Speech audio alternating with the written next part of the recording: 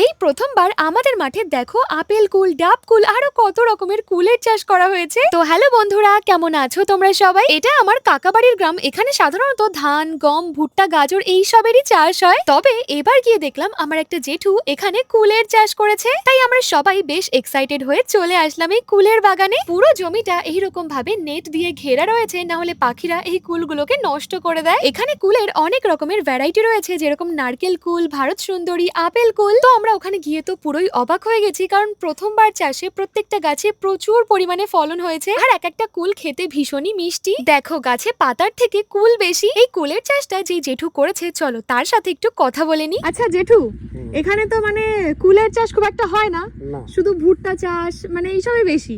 তো তুমি এখানে কুলের চাষটা কেন করলে? অন্য কিছু করলে পরে বেঁচে থাকা যাবে কিনা, এই জন্যই এই চাষটা আমি করলাম। মানে তুমি জাস্ট করে দেখলে যে এই ফলনটা ভালো হয় কিনা। হয় কিনা। আর এই যে কুল চাষটা কিরকম হয়েছে তোমার? ভালো ফলন হয়েছে? আমরা তো দেখতে পাচ্ছি প্রচুর ফলন। ব্যাপক। আর দাম কেমন ছিল এবার? দাম ছিল 55, আমি 55 অবধি হাইস্ট পেয়েছি। আচ্ছা, বেশ মানে বেশ ভালো।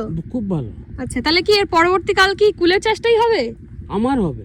আমি আরো 400 চারা এনেছি লাগাবো বলে। তো বুঝতেই পারলে জেঠু এই চাষটা করে বেশ ভালোই লাভবান হয়েছে। এবার তোমাদেরকে একটা জিনিস দেখাই। আমার এই যে জেঠু, এই জেঠুর চুলে একটা জট আছে, আর দেখো সেটা কতটা বড়। আর সামনেই রয়েছে জেঠুর বিরাট একটা কলার বাগান। আর এই হচ্ছে কলার কাঁধি। এটা কি কলা সেটা কমেন্টে জানিও। তো আমরা জমি থেকে সব রকমের কুল পেড়ে পেড়ে খাচ্ছিলাম, আর সবকটাই ভীষণ টেস্টি ছিল। আজকের ভিডিওটা এই পর্যন্তই। দেখা হচ্ছে পরবর্তী ভিডিওতে। টাটা।